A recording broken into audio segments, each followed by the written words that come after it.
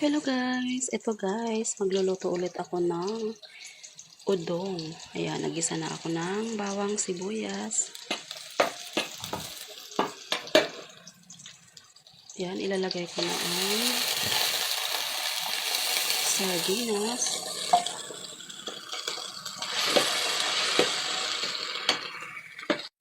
At titimplahan na natin ng kaunting asin lang.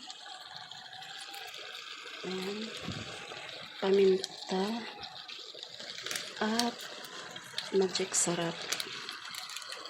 Ayan yung nagpapasarap sa aking niluluto. At lalagyan natin ng konting sabaw lang. Ayan.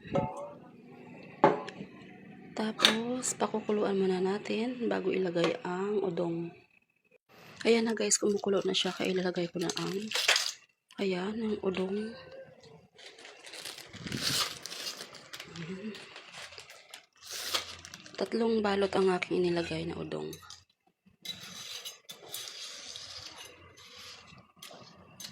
Ayan, pakukuluan natin ulit kasi matigas itong udong. Medyo matagal-tagal siyang palambutin.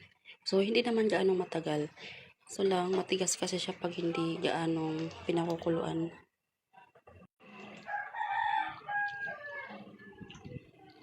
Ayan guys, ilalagay na natin ang talbos ng kamote.